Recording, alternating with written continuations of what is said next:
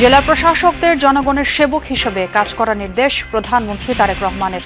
নির্বাচনী ইশতেহার বাস্তবায়নে চাইলেন সহায়তা। আমরা দলীয়ভাবে যে সকল ইশতেহার প্রণয়ন করেছিলাম সেই ইশতেহারের পক্ষে দেশের জনগণ সমর্থন জানিয়েছেন। সুতরাং এটি এখন দেশের জনগণের ইশতেহার। পরিবেশ বান্ধব যান ব্যবহার উৎসাহিত করতেই বেড়েছে হাইব্রিড ও ইলেকট্রিক কার কেনার ঋণ সুবিধা। গাড়ি ব্যবসায় গতি বৃদ্ধির আশাবাদ। এবছর ইলেকট্রিকের সারা আমরা খুব ভালো পাচ্ছি, গত বছর থেকে এবছর আরো বেশি। যারা গাড়ি কিনবে তারা দুইভাবেই কিন্তু এনকারেজড হবে এখানে পরিবেশ বান্ধব গাড়ি কেনার জন্য। যে সিদ্ধান্তটা হলো এতে হাইব্রিড গাড়ির জন্য দ্বার উন্মুক্ত করলো। গফরগাঁও উপজেলা স্বাস্থ্য কমপ্লেক্সে কোটি টাকার সরকারি কেনাকাটায় অনিয়ম। দরপত্র মূল্যায়নে গাইবি কমিটি। নেওয়া হয়েছে ডিজিটাল প্রতারণার আশ্রয়। জীবন রক্ষাকারী এবং খুব গুরুত্বপূর্ণ ওষুধগুলো খুব বাজে মানের এবং স্বীকৃত ওষুধ কোম্পানির নয়। আমি যেহেতু ওনাদের মিটিং যেদিন ছিল আমি অ্যাটেন্ড করতে পারিনি, পরবর্তীতে আমি ম্যানুয়ালি যে স্বাক্ষর দেয় সেগুলো স্বাক্ষর করেছি। ওই সাইন যেদিন হয়েছে তার আগে ওই জিনিস অ্যাপ্রুভালের জন্য পাঠানো সঠিক বলে আমি ব্যক্তিগতভাবে আমার জানা নাই। নেত্রকোনার হাওরে পরিবারের সঙ্গে ধান কাটছে স্কুল পড়ুয়া শিক্ষার্থীরাও। ক্ষতিগ্রস্তদের তালিকা তৈরি করছে প্রশাসন। 1500-2000 টাকা রোজ চায়, আজও চায়, তারপর আমরা জমিন কাটাইতে পারছি না। কাজ করতেছি বড়রার সাথে, এখন পালিতে সব ধান তলায় গেছে, এখন আমরা মুচুট আনতাছি, সড়কে তুলতাছি, সবারই তো ক্ষেত্রে আছে হাওরে। এই জন্যই তো গামলা পাওয়ার জন্য নিজেরাই আমরা করতেছি। প্রধানমন্ত্রীর নির্দেশনার পর কক্সবাজার মেরিন ড্রাইভ প্রশস্তকরণ নকশায় পরিবর্তন। রক্ষা পেল কয়েক হাজার গাছ। অন্যান্য প্রকল্পেও দৃষ্টান্ত হিসেবে নেয়ার পরামর্শ। রাজনৈতিক যোগসাজশেই ব্যক্তিগত সহকারীকে হত্যা দাবি পশ্চিমবঙ্গের বিজেপি নেতা শুভেন্দুর। সিসি ক্যামেরার ফুটেজ বিশ্লেষণ করছে পুলিশ। বায়ার্ন মিউনিখকে বিদায় করে চ্যাম্পিয়ন্স লিগের ফাইনালে পিএসজি। ফরাসি ক্লাবটির সামনে টানা দ্বিতীয় শিরোপার হাতছানি।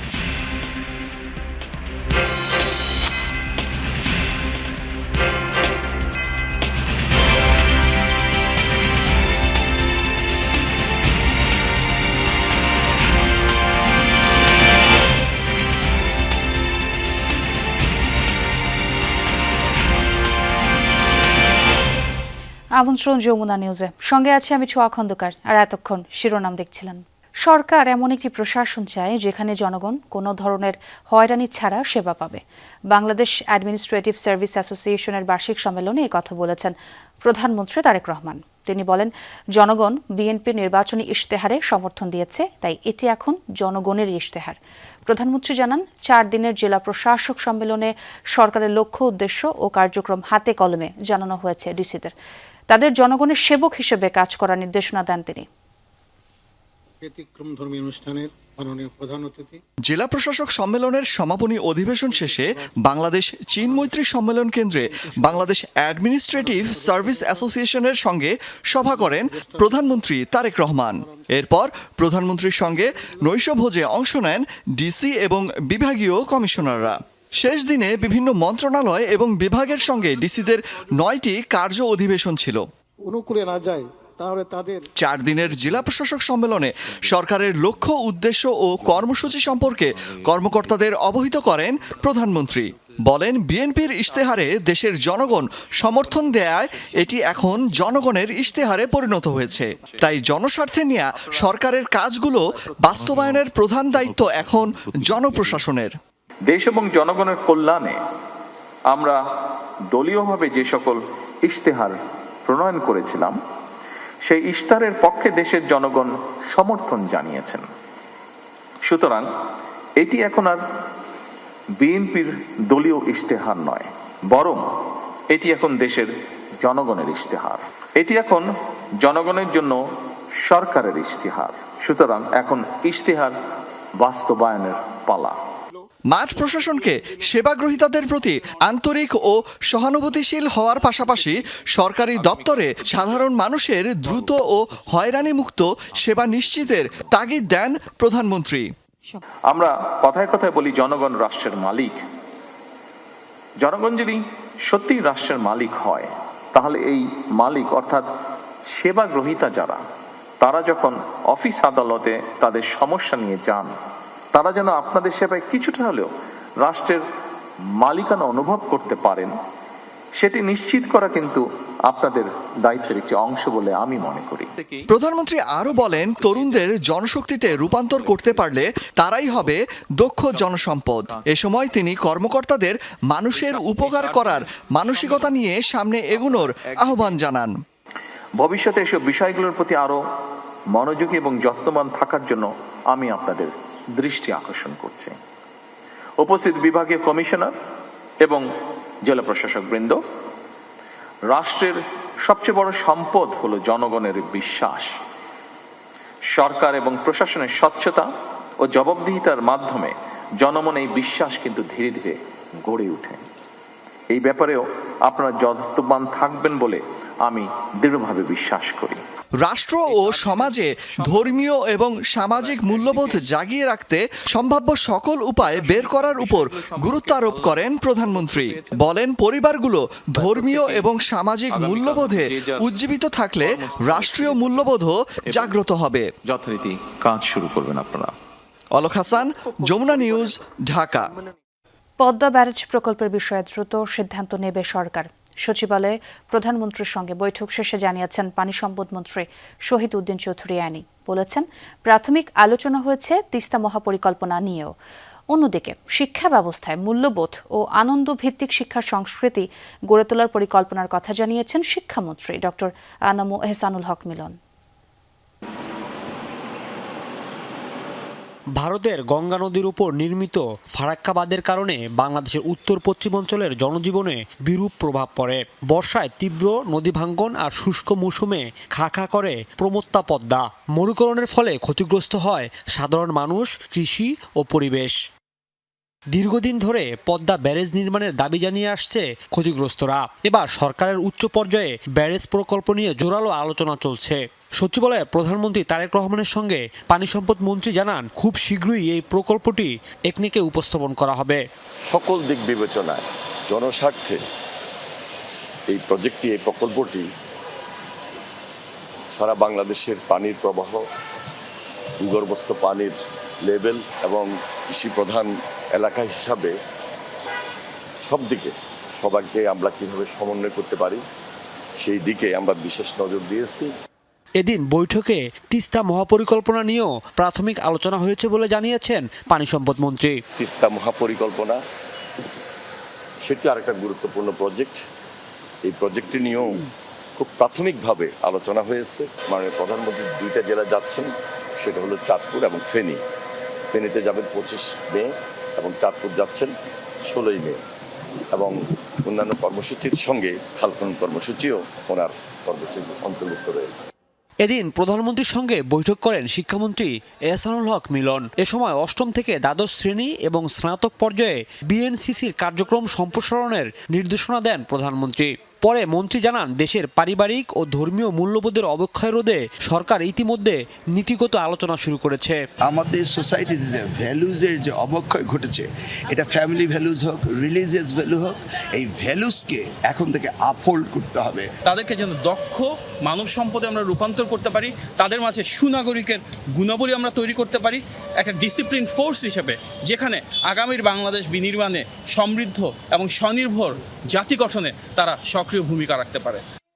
শিক্ষামন্ত্রী জানান, নিরক্ষরতা দূরীকরণ এবং দুর্যোগ মোকাবেলায় শিক্ষার্থীদের সম্পৃক্ত করার উপর জোর দিয়েছেন প্রধানমন্ত্রী।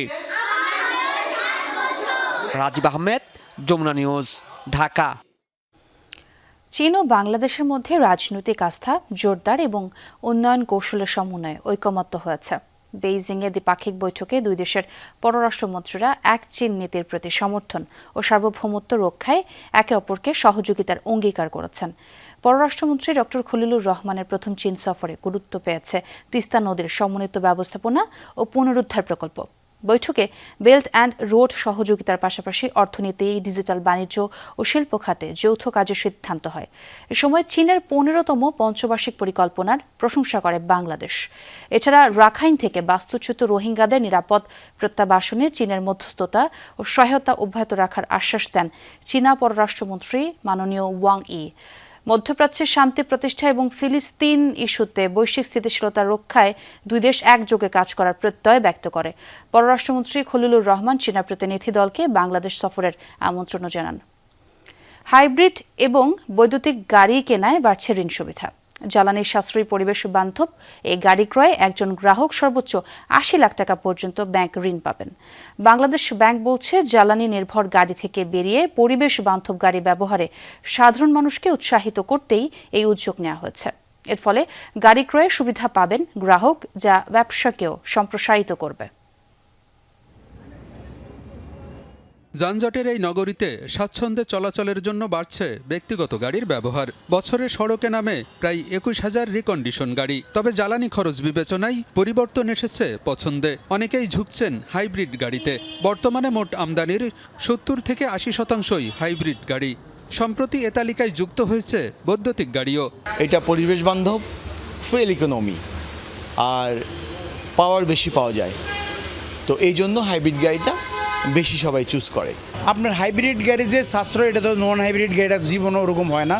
প্রয়োজনে ইঞ্জিন চলবে, ইঞ্জিন চললে তেল খাবে, ইঞ্জিন না চললে তেলটা খাবে না, মানে ব্যাটারি দিয়ে আপনি চলবে। এবছর ইলেকট্রিকের সারা আমরা খুব ভালো পাচ্ছি। গত বছর থেকে এবছর আরও বেশি, মানে দ্বিগুণেরও বেশি। বাংলাদেশ ব্যাংক বলছে, পরিবেশ বান্ধব ও জ্বালানি সাশ্রয়ের কারণে ব্যবহার বাড়ছে হাইব্রিড ও বৈদ্যুতিক গাড়ির। সামনের দিনেও এ ধারা অব্যাহত থাকবে। পরিবেশ বান্ধব গাড়ি ব্যবহারে সাধারণ মানুষকে উৎসাহিত করতেই পরিবর্তন আনা হয়েছে ঋণ নীতিমালায়। সাধারণ গাড়ি কিনাই ৬০ লাখ টাকা ঋণ পাবেন একজন গ্রাহক। তবে হাইব্রিড এবং বৈদ্যুতিক গাড়ি কিনলে দেওয়া হবে ৮০ লাখ টাকা। ফসিল ফুয়েলগুলো ব্যবহার জনিত যে প্রাকৃতিক ক্ষতি, কার্বন এমিশন হয়, তারপর এগুলোর জন্য বৈদেশিক নির্ভরশীলতা আছে এবং যথাসময় সাপ্লাই না পাওয়ার কারণে একটা জনগণের মধ্যে একটা বিড়ম্বনার সৃষ্টি হয়। জনগণকে এই বিপদ থেকে বা বিড়ম্বনা থেকে মুক্ত করতে ইলেকট্রিক ভেহিকেল বা হাইব্রিড ভেহিকেল ব্যবহার উদ্বুদ্ধকরণ, যেটা পরিবেশ বান্ধব হবে এবং একই সাথে মানে পরনির্ভরশীল জ্বালানিতা থেকে আমাদেরকে রক্ষা করবে। বাংলাদেশ ব্যাংকের এ উদ্যোগকে ইতিবাচক হিসেবে দেখছেন ব্যাংকার ও ব্যবসায়ীরাও। তারা বলছেন, এর ফলে পরিবেশ বান্ধব গাড়ি কেনাই আগ্রহ বাড়বে সাধারণ মানুষের, যার ইতিবাচক প্রভাব পড়বে পরিবেশে। এটা পরিবেশের জন্য খুবই ভালো একটা উদ্যোগ হয়েছে। আর একটা হচ্ছে, এখানে দেখেন সেন্ট্রাল ব্যাংক যে সিদ্ধান্তটা নিয়েছে, এখানে আবার কিন্তু ইলেকট্রিক ভেহিকেলের বাইরে যেগুলি তেলে চলে, সেখানে কিন্তু আপনার আবার লোনের পরিমাণটা কমিয়ে দেওয়া হয়েছে। ডেট ইকুইটিটা এখানে বাড়িয়ে দিয়েছে, মানে লোন কম পাবে। এই ক্ষেত্রে মানে যারা গাড়ি কিনবে তারা দুইভাবেই কিন্তু এনকারেজড হবে এখানে পরিবেশ বান্ধব গাড়ি কেনার জন্য। এটা একটা ভালো দিক। এই ব্যবসায়ী বারবিডা গত 15 বছর ধরে হাইব্রিড গাড়িকে জনপ্রিয় করার জন্য এবং হাইব্রিড গাড়ির শুল্ক সুবিধা নেওয়ার জন্য বহু দেন দরবার করেছি। এনবিআরকে প্রস্তাব দিয়েছি যেন হাইব্রিড গাড়ি স্পেশালি ডিউটি কমানো হয়, এবং যেহেতু এটা 100% পরিবেশ বান্ধব, এই জন্য আমরা কিন্তু সবসময় বলে আসছি। এর ফলশ্রুতিতে বর্তমান যে সিদ্ধান্তটা হলো, গতকালকে যে সিদ্ধান্তটা হলো, এতে হাইব্রিড গাড়ির জন্য দ্বার উন্মুক্ত করলো। তবে হাইব্রিড এবং বৈদ্যুতিক গাড়ির ব্যবহার বাড়াতে রাজস্ব নীতিতেও পরিবর্তন আনা দরকার বলেও মনে করেন ব্যবসায়ীরা। আলমগীর হোসেন, যমুনা নিউজ, ঢাকা। গফরগাঁও উপজেলা স্বাস্থ্য কমপ্লেক্সে প্রায় ১,১৪,০০,০০০ টাকার সরকারি কেনাকাটায় বড় ধরনের অনিয়ম ও অর্থ কারচুপির অভিযোগ উঠেছে। অভিযোগ রয়েছে, এই বরাদ্দ থেকে কেনা হচ্ছে নিম্নমানের ওষুধ, যা সরবরাহ করা হচ্ছে গ্রামের মানুষকে। এই বড় অঙ্কের ক্রয়ে উপজেলা স্বাস্থ্য ও পরিবার পরিকল্পনা কর্মকর্তা ডাক্তার মোহাম্মদ জামাল উদ্দিন নিজের স্ত্রীকে সদস্য করে গঠন করেন ৩ সদস্যের দরপত্র মূল্যায়ন কমিটি। অথচ কমিটির সভাপতি জানেন না কোন সভার কথা। যমুনা টেলিভিশনের অনুসন্ধানে মিলেছে এসব চাঞ্চল্যকর তথ্য। ইজিপি পদ্ধতিতে কিভাবে ডিজিটাল ও ম্যানুয়াল দুর্নীতি হয়েছে তা জানাচ্ছেন সহকর্মী হোসেন শহীদ। ক্যামেরায় ছিলেন আরেক সহকর্মী দেলোয়ার হোসেন। 2025-26 অর্থ বছরে গফরগাঁও উপজেলা স্বাস্থ্য কমপ্লেক্সের জন্য কেনা হয় প্রায় 1,14,00,000 টাকার ঔষধ ও সরঞ্জাম। গত 15 মার্চ হাসপাতালের স্টোরে মালামাল বুঝে নিতে গিয়ে সার্ভে কমিটির সভাপতি ডাক্তার মোহাম্মদ কায়সার হাসান খান দেখতে পান বেশিরভাগ ঔষধ ও সামগ্রী নিম্নমানের, অপ্রয়োজনীয় এবং অতিরিক্ত দামে কেনা। জীবন রক্ষাকারী এবং খুব গুরুত্বপূর্ণ ওষুধগুলো খুব বাজে মানের এবং স্বীকৃত ওষুধ কোম্পানির নয়। আমার ইউএচএফপিও মহোদয় জনাব মোহাম্মদ জামাল উদ্দিন সাহেবের কাছে প্রশ্ন করাতে আমাকে একটা ডক ফাইল পাঠান। ডক ফাইলে দেখতে পাই যে আমি যাকে খুঁজছিলাম যে মূল্যায়ন কমিটিতে কে ছিলেন, দেখি যে মূল্যায়ন কমিটির সভাপতি আমি নিজেই।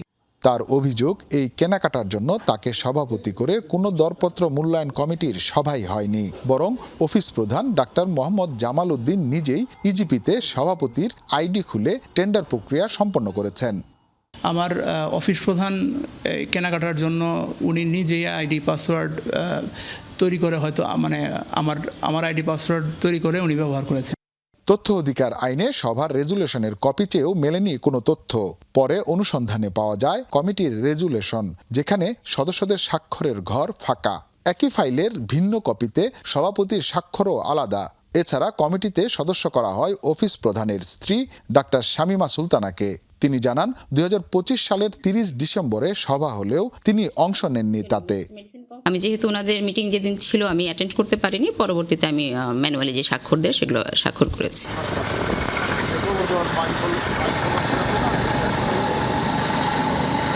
এবার গফরগাঁও হাসপাতালে যাওয়া যাক। কমিটির আরেক সদস্য ডাক্তার এস.এম. ইমতিয়াজ হোসাইন বলছেন, কোটি টাকার কেনাকাটার সিদ্ধান্তের মিটিংয়ের দিনক্ষণ মনে নেই তার। বক্তব্য না দিয়ে ফোনে ধরিয়ে দেন অফিস প্রধান ডাক্তার জামাল উদ্দিনকে।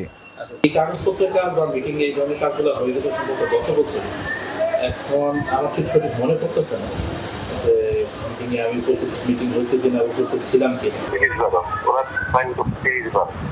30 বার। তবে ইজিপির তথ্য বলছে 25 সালে 27 ডিসেম্বর বেলা 11:52 3 সদস্য একই সময়ে রিপোর্ট সম্পন্ন করেছেন। প্রশ্ন, সভা যদি 30 তারিখে হয় তাহলে 3 দিন আগে কিভাবে সম্পন্ন হলো টেন্ডার প্রক্রিয়া? বিষয়টিকে ভুল আখ্যা দিয়ে রিপোর্ট প্রকাশ না করার অনুরোধ জানান অভিযুক্ত কর্মকর্তা। সিভিল সার্জন বলছেন বিষয়টি বিব্রতকর।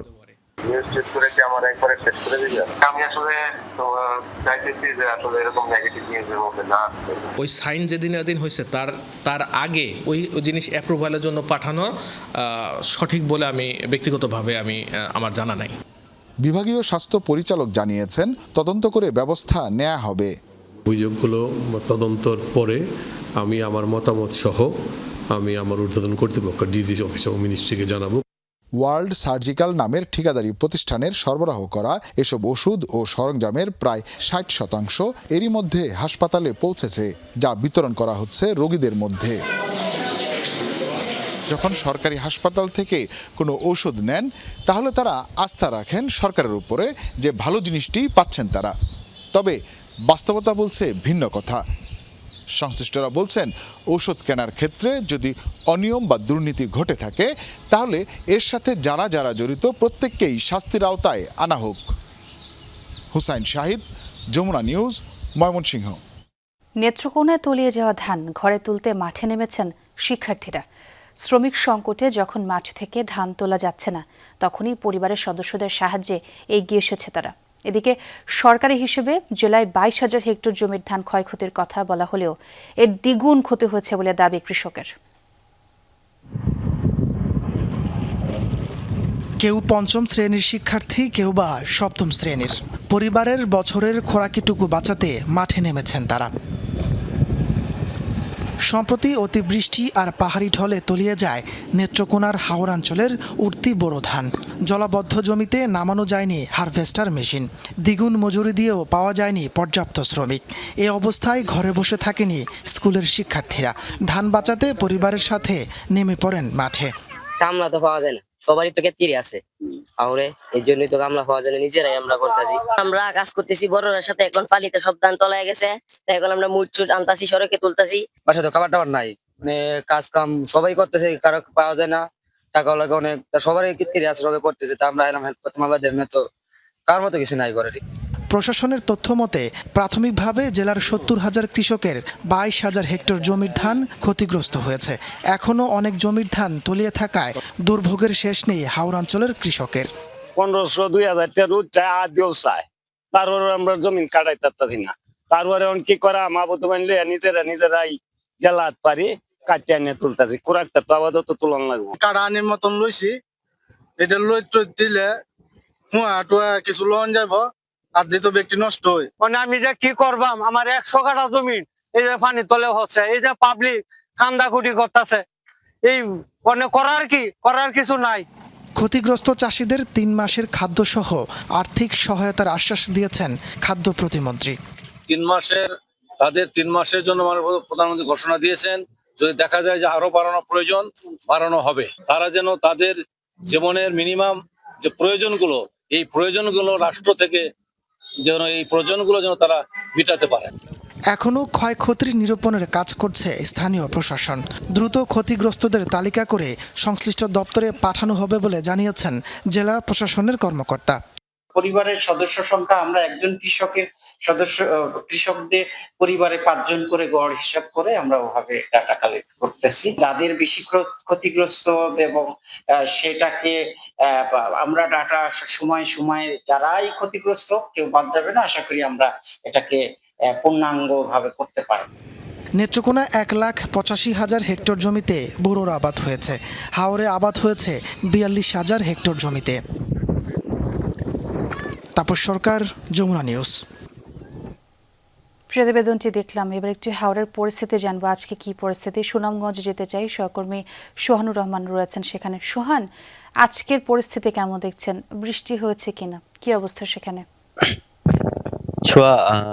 বৃষ্টি যদিও বন্ধ হয়নি, তবে সুখবর হচ্ছে গত ৩ দিন ধরে বৃষ্টি হচ্ছে রাতে এবং সকাল থেকে একদম পুরো টানা যে রোদ বলে কৃষকের যে রোদটা প্রয়োজন, টানা রোদ যেটাকে বলে, সেই রোদের দেখা পাচ্ছি। আপনারা নিশ্চয়ই দেখতে পাচ্ছেন এই মুহূর্তেও রোদের ঝলমল করতেছে। এই রোদের জন্য গত ১০ থেকে ১৫টা দিন ধরে কৃষকেরা দোয়া করেছেন তারা যেন একটু রোদ পান। এই রোদের দেখা পেয়ে কৃষকেরা তাদের কর্মব্যস্ততা বাড়িয়ে দিয়েছেন। এখন আসলে ধান কাটার খুব একটা আমরা গতি দেখতে পাচ্ছি না, তবে যেই ধানগুলো কেটে এনেছিলেন কৃষক, সেই ধানের চারা গজিয়েছিল। সেই চারা গজানো ধান এবং অন্যান্য যে ধানগুলো আছে, সেই ধানগুলো রক্ষার আপ্রাণ চেষ্টা চালাচ্ছেন কৃষানীরা। তারা যেন শেষ মুহূর্তে এসে যে ধানগুলো তারা তুলতে পেরেছেন, সেইগুলো যেন অন্তত সারা বছরের খোরাক তারা কোনো মতে টেকানোর চেষ্টা করছেন। এই খোরাক টেকানোর জন্য তারা স্ত্রী, সন্তান, বাচ্চা সহ যারা ছিল সবাইকে নিয়েই তারা কাজে নেমে পড়েছেন। যদিও গত একদিন আগে দুর্যোগ এবং কৃষিমন্ত্রী সুনামগঞ্জে এসে পরিদর্শন করে গেছেন এবং তারা ক্ষয়ক্ষতি দেখে গেছেন, তবে কৃষি অফিস থেকে যে ক্ষয়ক্ষতির চিত্র তুলে ধরা হয়েছে তাদের সামনে, তাৎক্ষণিকভাবেই উপস্থিত সংসদ সদস্যরা, বিশিষ্টজনেরা সেই ক্ষয়ক্ষতির তীব্র প্রতিবাদ জানান। তারা জানান যে সুনামগঞ্জের প্রায় ৫০% জমি তলিয়ে গিয়েছে এবং বাকি যে ৫০% জমি আছে তারও অর্ধেক জমির ধান নষ্ট হয়ে গেছে। সোহান, আপনাকে অনেক ধন্যবাদ আজকের আপডেট দেওয়ার জন্য। কৃষিকে আরো লাভজনক ও পরিবেশ বান্ধব করতে এআই নির্ভর প্রযুক্তিতে গুরুত্ব দিচ্ছে চীন। কম সময়ে অধিক বীজ বপন কিংবা বিভিন্ন প্রজাতির চারা রক্ষণাবেক্ষণ সবই এখন স্বয়ংক্রিয় পদ্ধতিতে। চীনের এআই নির্ভর এই কৃষি ব্যবস্থাপনা বিশ্বকে নতুন বার্তা দিচ্ছে বলে মত সংশ্লিষ্টদের। এদিকে পশুপালন ও দুগ্ধ শিল্পেও দখল বাড়ছে চীনের। বাকিটা জানাচ্ছেন আহমেদ রেসা। চীনের শিনজিয়াং প্রদেশের বৃহত্তম বাণিজ্যিক প্ল্যান্ট ফ্যাক্টরি, যা শিনজিয়াং এগ্রিকালচারাল এক্সপো পার্ক নামেই পরিচিত। এখানে নির্ভুলভাবে সমন্বিত সার ও সেচ ব্যবস্থা নিয়ন্ত্রণ, স্পেকট্রাম রেগুলেশন প্রযুক্তি এবং অত্যাধুনিক টাইডাল সিডবেড সিস্টেম ব্যবহার করে স্বয়ংক্রিয়ভাবেই বপন করা যায় বীজ। এখানে সবজিগুলো জীবাণুমুক্ত এবং মাটিহীন পরিবেশে জন্মায়। পুরো প্রক্রিয়ায় কোনো রাসায়নিক কীটনাশক ব্যবহার হয় না, ফলে সবজিগুলো সাধারণ সবজির তুলনায় অধিক পুষ্টিগুণ সম্পন্ন এবং নিরাপদ থাকে, যা উচ্চমানের হোটেল এবং সুপারমার্কেটগুলোতে সরবরাহ হয়। আবহাওয়ার সাথে প্রযুক্তিকে কাজে লাগিয়ে চীন তার কৃষিখাতকে সম্প্রসারণ করছে বিভিন্নভাবে। বিশেষ করে কৃষিখাতে এআই প্রযুক্তি সমন্বয় করে সেই উদ্ভাবনী প্রক্রিয়া করছে তাদের জনগণের জন্য, যা কৃষিকে করছে আরো ত্বরান্বিত। চারা রোপণ থেকে শুরু করে পরিবহন, সেচ ও ফসল সংগ্রহ পর্যন্ত সবকিছু স্বয়ংক্রিয়ভাবে সম্পন্ন হয়। একজন শ্রমিক যেখানে আগে প্রতি ঘন্টায় ৮,০০০ বীজ বপন করতে পারতেন, সেখানে এই স্বয়ংক্রিয় ব্যবস্থায় প্রতি ঘন্টায় ৪৩,৮০০টি বীজ বপন করা সম্ভব। এই এক্সপো পার্কটি ভীষণ স্মার্ট। এখানকার পুরো প্রযুক্তি এআই নির্ভর। অনেক গবেষণা করে অত্যাধুনিক প্রযুক্তি ব্যবহার করা হয় সবজির গুণগত মান উন্নয়নে। আমরা এই সবজিগুলোর স্বাদ বাড়াতে চাই, তাই প্রযুক্তির সর্বোচ্চ ব্যবহার থাকলেও কোনো ধরনের কীটনাশক ব্যবহার হয় না। স্মার্ট কৃষিবিজ্ঞান ও প্রযুক্তি সম্পন্ন এই জাদুঘরটি ২০২৩ সালে নির্মিত, যার মোট আয়তন ১৬,০০০ বর্গ কিলোমিটার। এটি আধুনিক ইন্টেলিজেন্ট গ্লাস গ্রিনহাউস কাঠামোর উপর ভিত্তি করে তৈরি। এই আধুনিক প্রকল্পটি অর্থনৈতিক লাভ এবং প্রযুক্তিগত প্রদর্শনী উভয় ক্ষেত্রেই এক বিশাল মাইলফলক। এদিকে পশুপালন ও দুগ্ধ শিল্প খাতেও অমিত সম্ভাবনা তৈরি করেছে শিনজিয়াংয়ের শিওচুন ডেইরি কোম্পানি। তাদের ১১টি আধুনিক ডেইরি ফার্মে ৩০,০০০-এরও বেশি গরু থেকে প্রতিদিন প্রায় ৪০০ টন কাঁচা দুধ উৎপাদিত হয়, যা থেকে তৈরি করা ৭০টিরও বেশি পণ্য চীনের ২০টিরও বেশি বড় শহরে সরবরাহ হয়। কৃষিখাতে শিনজিয়াংয়ের এই উদ্যোগগুলো কৃষিকে আরো লাভজনক এবং পরিবেশ বান্ধব করে তুলছে, যা হতে পারে অনুকরণীয় দৃষ্টান্ত। Ahmed Reza, Jamuna news, Xinjiang. দর্শক, হ্যামের প্রকোপ বেড়েই চলেছে। এই পর্যায়ে আমরা একটু হ্যামের পরিস্থিতি জানব। নড়াইল থেকে যুক্ত হচ্ছেন সহকর্মী রাজু শেখ। রাজু, জেলায় হ্যামের প্রকোপের সার্বিক পরিস্থিতি সম্পর্কে জানাবেন এবং আক্রান্তের হার কেমন? সোহা, হামের প্রাদুর্ভাব শুরুর পর থেকেই কিন্তু দেশের বিভিন্ন অঞ্চল থেকেই আমরা হাম ও হাম সন্দেহজনক রোগীদের মৃত্যুর সংবাদ পাচ্ছি। তবে সেই জায়গা থেকে নড়াইলের অবস্থান বেশ ভালো বলা যায়, কারণ এখন পর্যন্ত নড়াইল জেলায় হাম এবং সন্দেহভাজন হামে কোনো রোগীর কিন্তু মৃত্যুর ঘটনা ঘটেনি। তবে হামের প্রাদুর্ভাব শুরুর পর থেকেই কিন্তু অন্যান্য জেলার মতো, অন্যান্য স্থানের মতো নড়াইলেও কিন্তু হাসপাতালে প্রতিনিয়তই রোগীরা আসছেন। প্রতিদিনই ৪জন, ৫জন, ৬জন রোগী আসছেন, আবার কেউ কেউ ছুটি নিয়ে চলে যাচ্ছেন। আমরা স্বাস্থ্য বিভাগের পরিসংখ্যান সূত্রে যেটি জানতে পেরেছি, এখন পর্যন্ত এই হামের প্রাদুর্ভাব শুরুর পর থেকে নড়াইলের জেলা হাসপাতাল, কালিয়া উপজেলা স্বাস্থ্য কমপ্লেক্স, লোহাগড়া উপজেলা স্বাস্থ্য কমপ্লেক্স, নড়াইল জেলা সদরের যে স্বাস্থ্য অফিস আছে, মোট মিলে এই কয়টি স্থানে ১৫৩ জন হাম সন্দেহজনক রোগী এসেছেন চিকিৎসা নিতে। তার মধ্যে ১৩১ জন রোগী জেলা হাসপাতাল সহ অন্যান্য হাসপাতালে ভর্তি হয়েছেন। তার মধ্যে মাত্র ৮ জনের নিশ্চিত হাম শনাক্ত হয়েছে। বাকিদের কিছু স্যাম্পল এখনও পাঠানো আছে, আবার অনেকেরই হাম নেগেটিভ এসেছে। তো এই মুহূর্তে আমি রয়েছি নড়াইল জেলা হাসপাতালে। এই হাসপাতালে হামের প্রায় ৯৬% রোগী রয়েছে।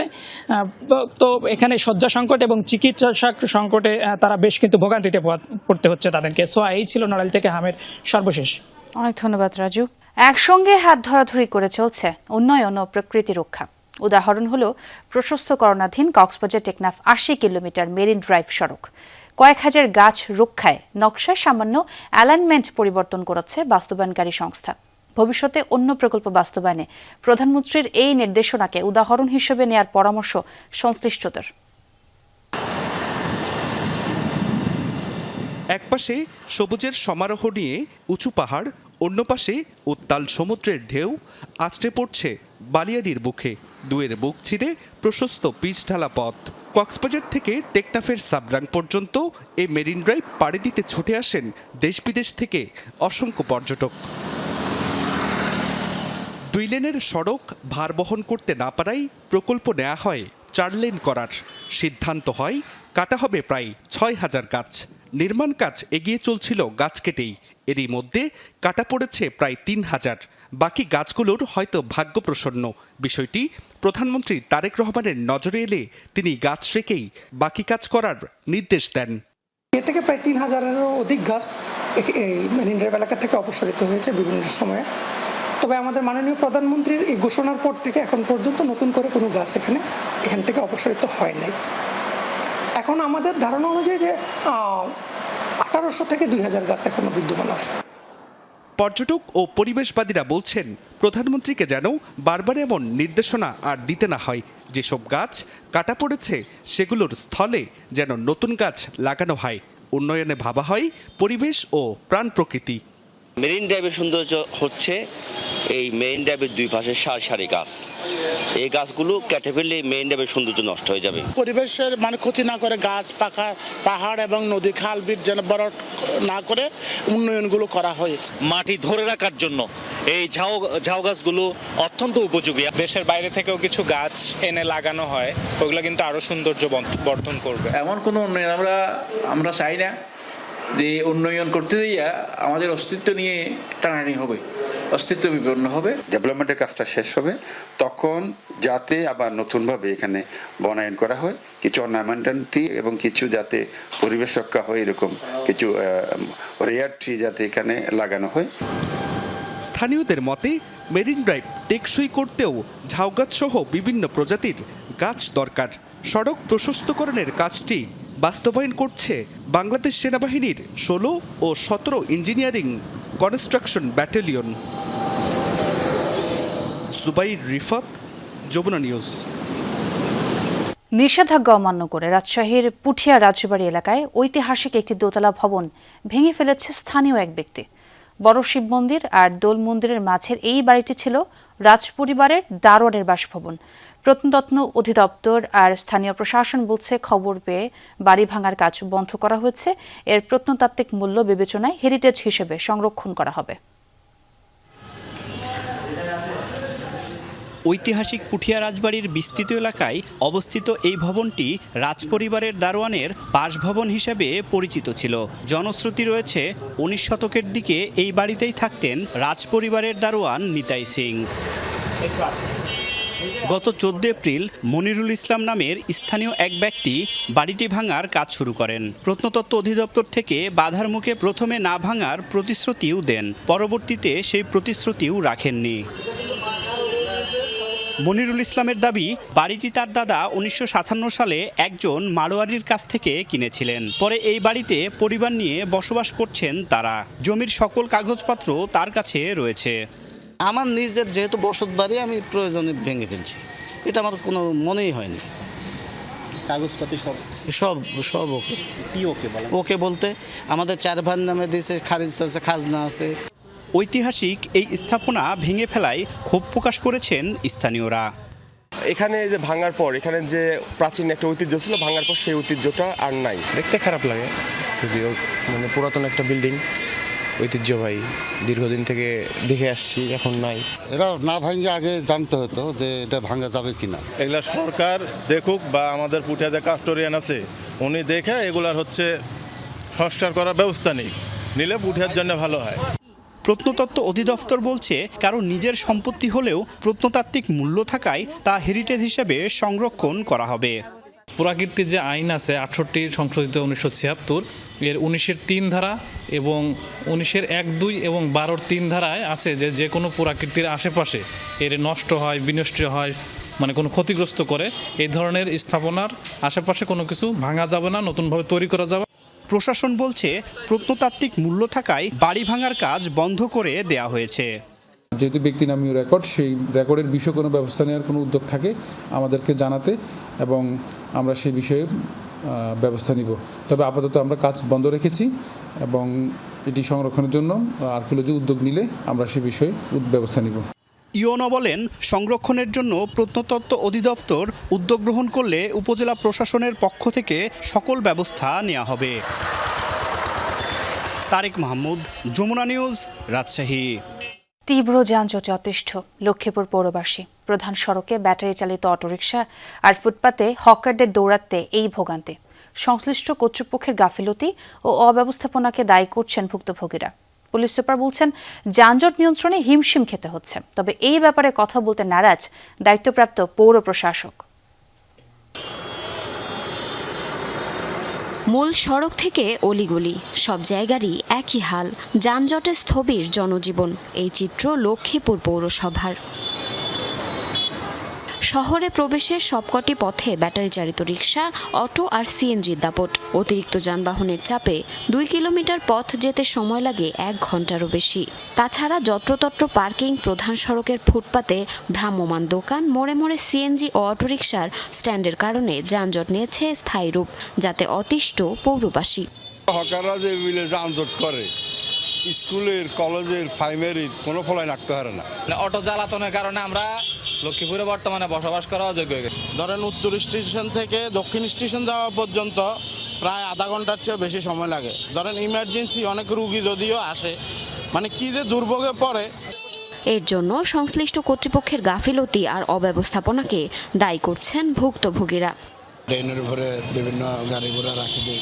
এই বিষয় নিয়ে আসলে এই সমাধানটা যদি লক্ষ্মীপুরবাসীর জন্য সমাধান করতে অনেক সহজ। আসলে এই বিষয়টা নিয়ে আমরা বারংবার জেলা প্রশাসকের কার্যালয়ে আইন শৃঙ্খলা মিটিংয়েও বলছি, লক্ষ্মীপুরে অটোরিকশার দৌরত্বে জনজীবন অতিষ্ঠ। হকারদেরকে যদি উঠে দেয় তাহলে যানজট নিরসন করা আমার মনে হয় যে সম্ভব।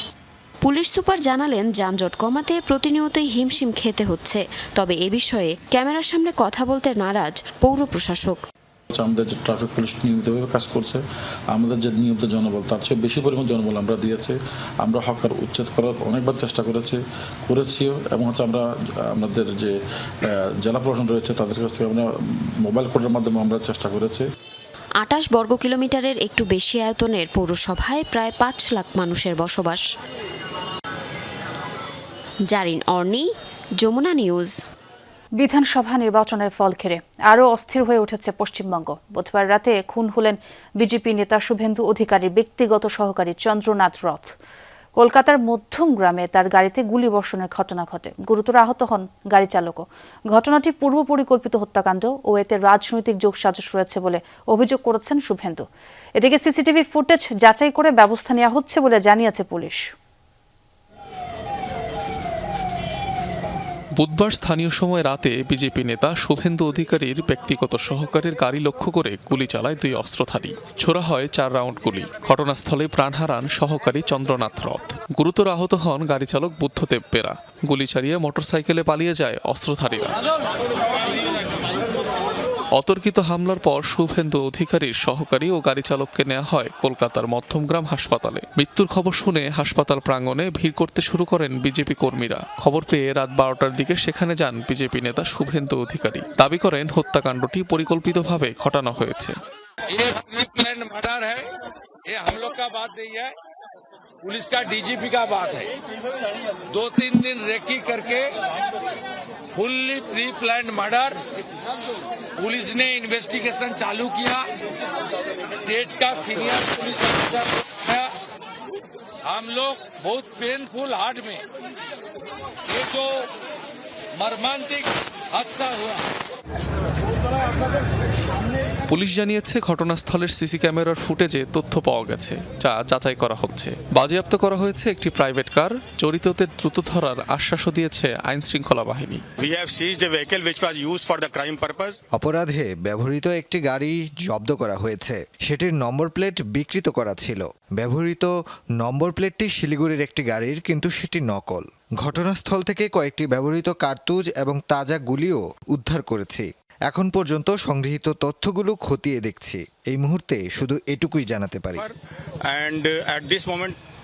বিধানসভা নির্বাচনের ফল ঘোষণার পর থেকেই উত্তপ্ত পশ্চিমবঙ্গ। রাজ্যের বিভিন্ন জায়গায় সহিংসতায় প্রাণ গেছে 4 জনের। অনিক রহমান, যমুনা নিউজ।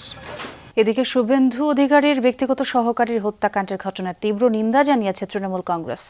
সামাজিক যোগাযোগ মাধ্যমে দেয়া এক বিবৃতিতে নির্বাচন পরবর্তী সহিংসতায় আরও 3 তৃণমূল কর্মীর প্রাণহানির ঘটনারও প্রতিবাদ জানিয়েছে দলটি। নির্বাচনী আচরণবিধি বলবৎ থাকা সত্ত্বেও গেল 3 দিন ধরে বিজেপি সমর্থিত দুষ্কৃতকারীরা এসব ঘটনা ঘটাচ্ছে বলেও অভিযোগ করা হয়। দোষীদের শনাক্ত করে অবিলম্বে বিচারের আওতায় আনা সহ কঠোরতম পদক্ষেপের দাবি জানিয়েছে তৃণমূল কংগ্রেস। ইউরেনিয়াম সমৃদ্ধকরণ সাময়িকভাবে স্থগিতের প্রেক্ষিতে দেশটির নিষেধাজ্ঞা প্রত্যাহার ও বাজেয়াপ্ত অর্থ ছাড় সহ ইরানকে 14 পয়েন্টের একটি স্মারক পাঠিয়েছে যুক্তরাষ্ট্র।